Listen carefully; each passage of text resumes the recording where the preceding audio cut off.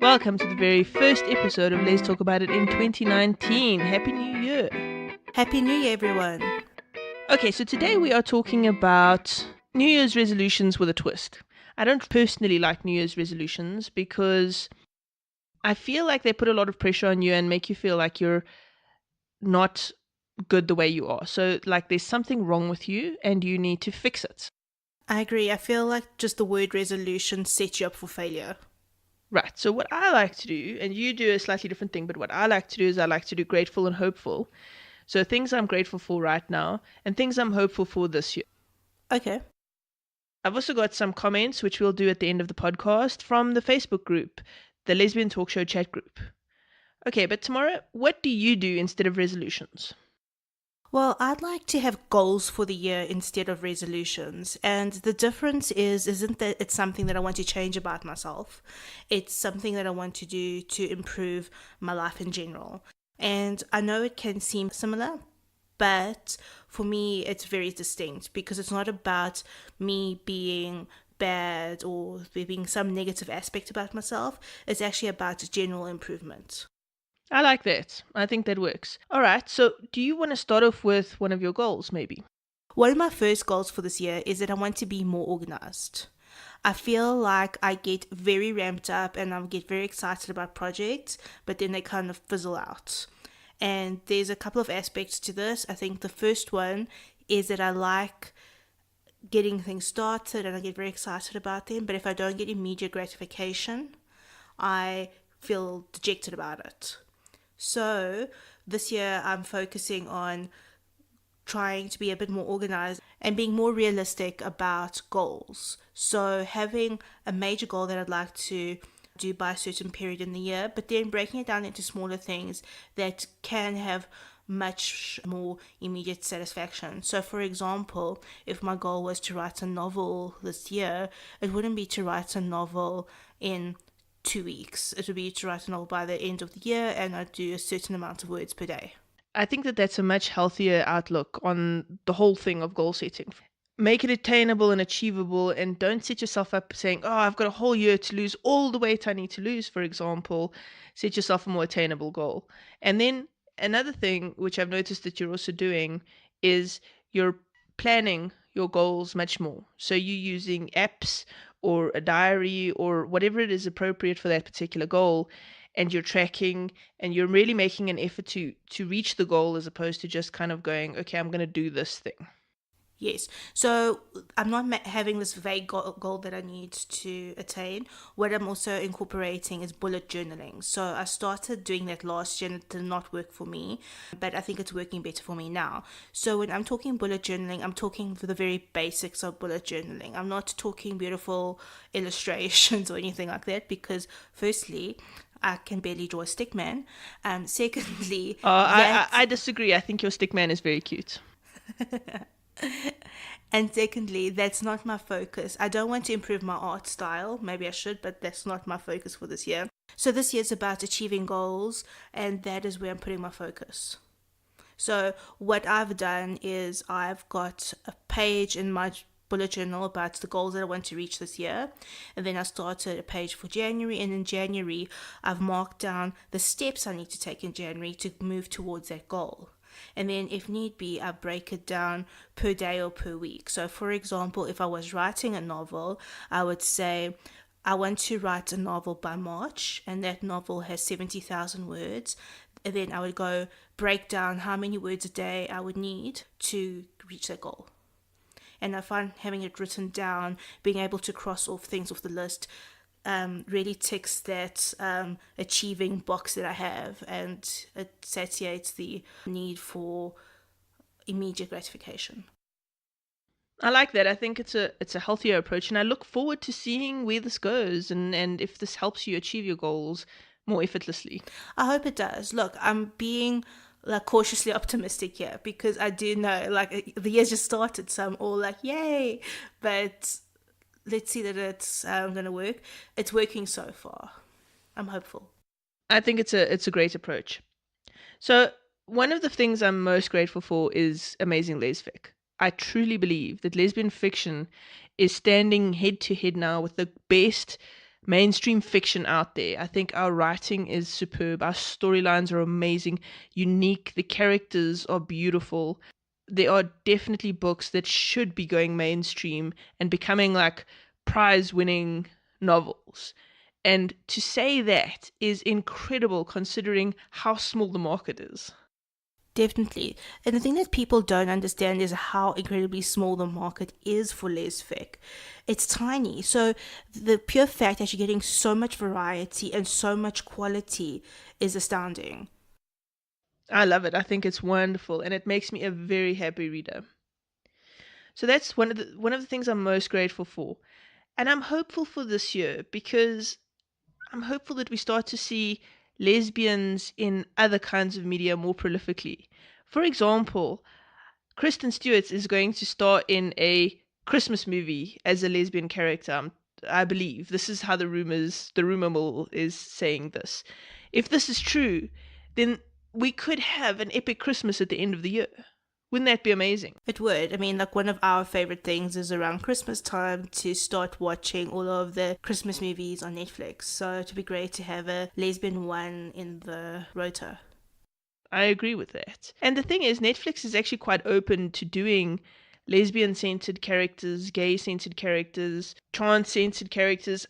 Their diversity of characters is actually phenomenal, but I want to see it go even more. I'm also very hopeful that because lesfic is getting so good, that we're going to see a lot more mainstream crossing, that we're going to see a bigger audience. Because the thing is, you don't have to be a lesbian or a bisexual woman to enjoy a good book with an interesting character. No, especially if the being a lesbian is not the central focus of the book. It's just an aspect of the character.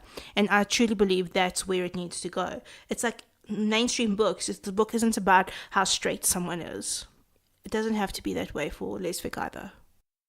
Absolutely. So this is where the incidental lesbian comes into play in allowing us to cross over into mainstream more. Thrillers. Oh, and thrillers are getting so good in the sector too, and I'm so excited about that. And thrillers have a tendency to be driven by incidental lesbians, which are lesbians where the storyline is not about them being lesbian, they just happen to be lesbian. And I think that's a great genre for people to cross over to because romance can be a little bit like maybe uncomfortable for people because it is about the love, the kissing, the intimate stuff. Whereas with a thriller, you don't have to have that. Like you get some that gets a little bit grittier, but generally it's just, hey, someone's got a wife or an ex-girlfriend or something. And I mean, let's face it, I don't read mainstream romance because I don't want to read about a guy and a girl falling in love. I just don't. But I'll read mainstream thrillers. Yes. So, guys, something you can do to further this in 2019 is if you do read a really good lesbian thriller or lesbian horror or something that's not romance based, recommend it to a straight friend. Amen. I love this plan. This is a great plan. I'm now hopeful for this. Little actions that you can do to firstly spread the lesfic genre and help it grow, but secondly also to make lesbianism or homosexuality in any kind of way more normal. Absolutely. Exposure to out queer people normalizes it because people start to understand we're not these weird random sex fiends who want nothing but to jump every woman's bones. Why not? All right, so do you have anything else to add before I go on to some of the comments from our listeners? No, I think that that's my biggest thing for 2019 is to explore the possibilities and to do that in an organized way. I love it. You're listening to the Lesbian Talk Show. TheLesbianTalkShow.com, your hub of podcast information. Okay, so our first one is from Selena. She says she's grateful for her friends, her internet friends, her family, herself, and all those authors that write good stuff. Books have really helped me this year, she says. I love that. She's hopeful for self-acceptance. Selena, I think that's something that we all struggle with at some point in our lives. Just keep going and realize that every single one of us is flawed and you are awesome just the way you are. I was listening to another podcast this week and they were doing a review of Shonda Rhimes' A Year of Yes. And one of the things that Shonda Rhimes says in that book is that if you love yourself, I love you. And I think that's such a beautiful sentiment. So, Selena, love yourself because we love you too. I love that. So Susie Carr, who's also a podcaster on this channel and does the Curves Welcome podcast, she's also an author and all-round awesome human being. She says, I'm grateful that through this year's heartache, I discovered what an incredible support system I have with my online lesbian community of friends. There are so many beautiful, loving people here who empower each other to rise and shine. Susie, I could not agree more. So Alex, who we heard in the podcast series Ask an Asexual, says the following. I hope for a bathroom after 6 months and that my herd won't be attacked again. Lots of... What? I think we need some context. I'll give you context. Can I finish the comment, woman? Okay. I hope that... Okay. And that my herd won't be attacked again. Lots of feed for all of them, mostly sheep and ducks, and that my health improves. Okay, so Alex lives in the wilderness, basically, and she has sheep and ducks, and I think she has reindeer too, that live semi-wild, and she lives in the Arctic Circle, so they have like 6 months of darkness and 6 months of sunshine. That is the most brilliant thing I've ever heard. I so want to see a herd of reindeer, sheep, and ducks. So, and she hunts, and so she makes her own like fur coats and her own. I think she was making herself some fur slippers or something at one point. So Alex is quite an awesome character, and if all goes well, you're going to hear some more from her later this year. She's busy in the process of doing a podcast series for us. Oh, that's brilliant. Can't wait to hear it. So Anne Pace, Anne is one of the sweetest people. She's one of the moderators on the Lesbian Review Book Club. And she says this. 2018 was one of the hardest years of my life. I'm grateful for the support I got and for making it through with fairly good spirits. I'm hopeful that 2019 will be better. And I hope 2019 is better for you too. I'm sending lots of hugs. 2017 was like that for me, and 2018 was a lot better than 2017 for me, so it will get better, Anne. It does, and I think maybe something for anyone who's had a very tough year or even a tough few years.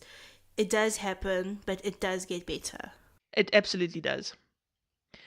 Okay, Julie says, I'm grateful for central heating that works, the NHS for replacing my hip, saving my dad and being free at a point of need. I'm grateful that I have a job that gives me disposable income and health that on occasion can be creaky, allows me to do what I want. I'm grateful for the Lesbian Talk Show and TLR for simply making me feel less like the only gay in Scotland. I'm looking forward to not burning the Christmas dinner for 10 for a peaceful 2019 and setting up and expanding school LGBT plus groups. I think that that's wonderful. Julie, I'm guaranteeing you're not the only gay in Scotland. Not by a long shot. And we are sending lots of hugs your way. And if you haven't watched that show, go watch it. It's, what's it, Lipstick? Lip Service. Was that set in Scotland? Yes, wasn't it like in Edinburgh or Glasgow? I cannot remember. It was a couple of years ago that I watched that. Yes, but if you haven't watched it, go watch it, Lip Service, and definitely not the only gay person in Scotland. Brenda Murphy, who's an author, says, I'm grateful for my health after a rough start in 2018, my parents and my in-laws, the love of my life and my 3 children, and the fabulous online community of fellow book geeks and writers. Brenda, I'm right there with you. The online community of book geeks and writers is amazing. Lesfic, I think, is the only space I've ever found where there's this kind of close-knit community. Kelly says, I'm grateful for Facebook. Here's why. Working so much, I have very little time to socialize, so I choose to create my fantabulous support family. Thank you very much for this group and introducing me to excellent women. Kelly, it's so nice to have you in the group. Victoria, who's a reviewer at the Lesbian Review, says, I'm always grateful for another 24 hours sober. I'm so very grateful for my daughters who are closer to being adults rather than children. Seeing them grow into confident and kind young women makes me hopeful for the future. I'm also very grateful for the wonderful book Muppet that snuck into my life. Victoria, I have no idea who you're talking about. Can't possibly be me. Book Muppet has to be the best To me, I love it. Victoria decided to call me Book Muppets. I'm not entirely sure why, but there you have it. Is it bad that I can kind of see it? No, because I can kind of see it too. Neat Around, who's a lesbic author, says, Christmas and New Year are not a good time for me historically, but now I'm immensely grateful for every passing year. Grateful for the privilege of being married to a very wonderful woman who is supportive and brilliant. Grateful for a nice house. Well, it will be when it's finished. Food on the table and heating when I need it. I get to do what I love every day, even when I rip my hair out with frustration. Every day is a blessing, and I'm so grateful for it all. Nita, I totally get this. Working for yourself, whether you're writing or you're creating podcasts or whatever it is that you're doing, can be extremely frustrating, but it's also extremely rewarding. So I'm grateful for it all too. And I also like that she mentions being grateful for some very like basic things. And I think sometimes, especially when stuff feels hard, it's to remember all the good things, even if they feel small. It's true. To have shelter, to have food, to have a family, it's important. Yeah. And I think that, and going back to, looking forward to 2019, one of the things that I learned in the past couple of years that weren't great was positivity does make a difference. And even because it helps change your mindset. So even being grateful for small things or becoming positive over small things, it helps you to view things in a different light, which leads to better decisions, which leads to ultimately better life, really. I agree with you. So Evelyn Smith says, I'm grateful for the patient and accepting soul who joyfully rides this roller coaster of life with me. I love that. I'm grateful for full moons, waterfalls, and funny jokes. I'm grateful that I know how fortunate I am. I'm grateful for the TLR community. No matter where I happen to be in this world, I can always enjoy posts, podcasts, comments, and positive vibes. Thank you, Sheena, the TLR crew, and everyone who participates. My life is enriched because of you. Evelyn, our lives are enriched because of you. Listeners like you who tell us, who make comments and stuff, that's why we do it. Believe me, we are not getting rich off of this. We are doing this because it's such a project of love. So your positive comments, your participation in groups, it means so much to us. Thank you. Anne Etta, who's gone on and did book clips for us. I'm sure you remember her if you are an avid listener of the podcast. She used to do readings off of book clips. Anne has gone on to actually narrate some books now. Congratulations, Anne. I know, I'm so proud of her. So she says, I'm grateful for my first full-length audiobook. I'm also grateful for my family and my job, which I love. I'm grateful for my home and that I have more than enough, which I sometimes forget. I'm grateful for this online community and these friends I've made here. And we are so happy to have you as part of this community. And I'm so proud of you for going and doing it. When we first met, you wanted to be a narrator and you just went after it. And now you've actually done it. So well done, you. It's really amazing. And then Natalie, who's the Natalie. I'm told that's the thing now because people are referring to, oh, she's the Natalie.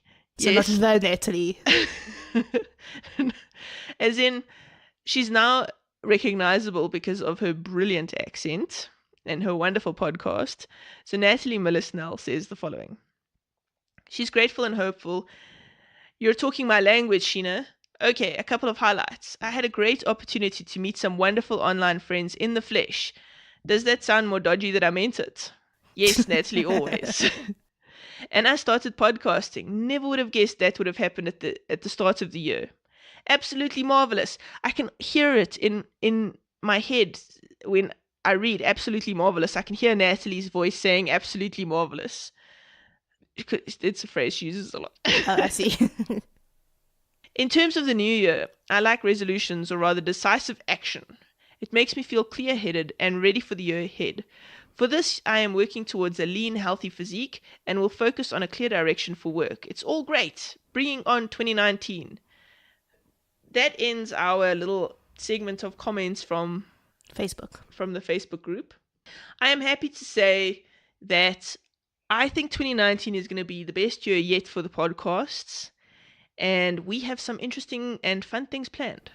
And if you want to help us make this the best year of podcasts, please share these with your friends and go leave a review on Apple Podcasts.